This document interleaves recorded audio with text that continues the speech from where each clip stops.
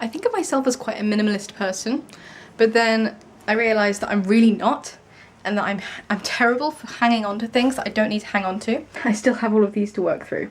Yesterday, I shoved my way through 2 boxes and compressed the contents into 1 box, which I'm very proud of. Like, I went through a load of my old witchy stuff and was like, look, Emma, you don't need this many candles. You never use them. You haven't lit a single green taper candle in your freaking life. Get rid of them. So I've given them to my parents. My dad was very upset by this because the last thing he wants is more unusable junk, but my mum was like, sure, put them in a drawer.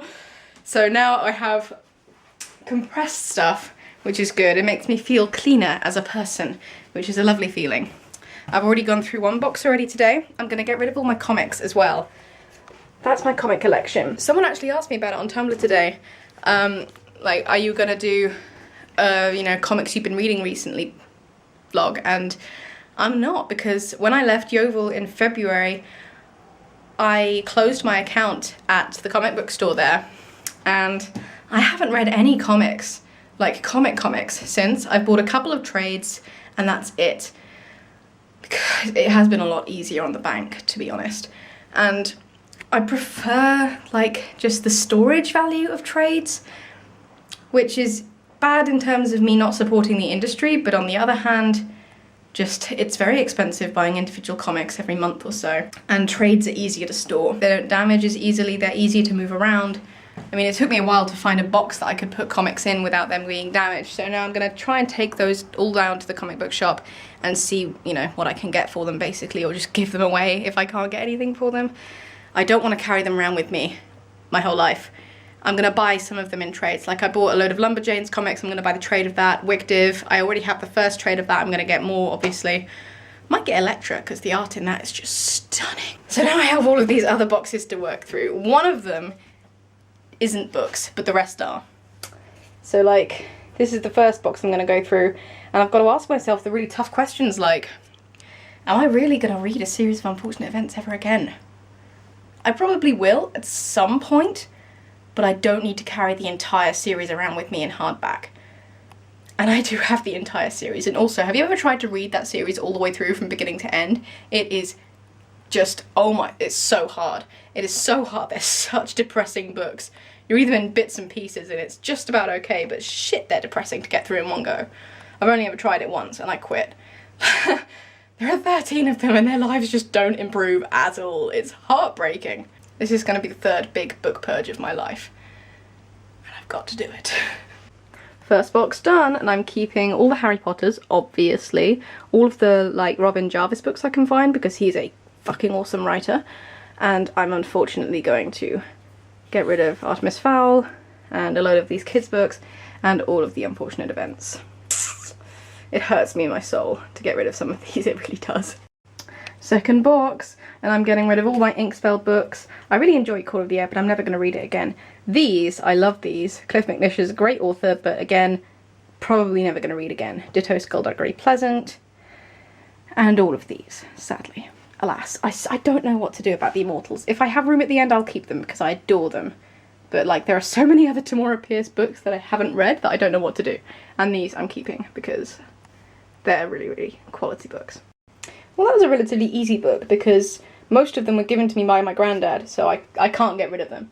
And, you know, they're big things like the works of Proust and the Jane Austen folio collection down there, and other things that look interesting. So I've only actually gotten rid of some of those, thankfully. This box was a tricky one because it has a lot of picture books. I kept these. These are the ones that are most attached. I'm most attached to these. And then got rid of all of these. Very proud of myself. I'm doing a very vicious purge. This is the Terry Pratchett and Neil Gaiman box. And you can't tell, but it's actually been like 2 hours or so since I last filmed anything because I got distracted and read The We Free Men.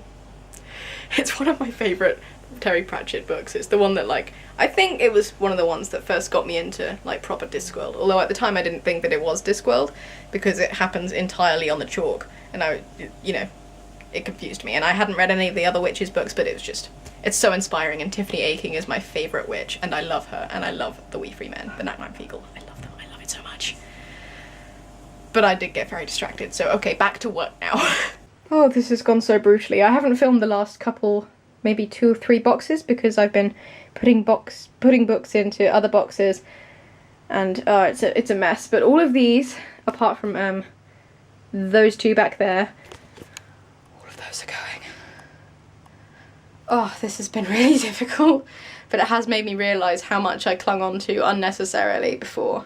All I want to do is curate my own library, possibly in some sort of trailer, and just take it with me everywhere. But that's really not practical, so I can't do it. And it kills me.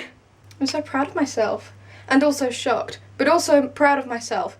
I've whittled my book collection down to 6 boxes, and a little pile in the other room there of books that I haven't read yet, but 6 boxes is pretty good.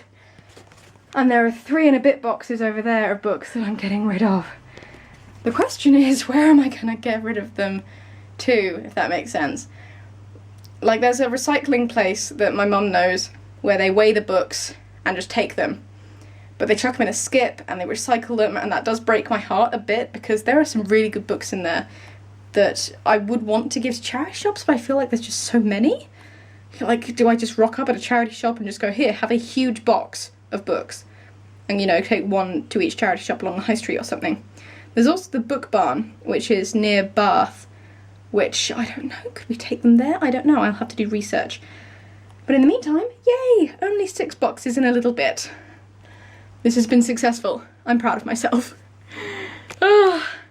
This was, however, quite traumatising. I would not recommend unless you really have to. I got rid of so many children's books today. I feel quite bereft.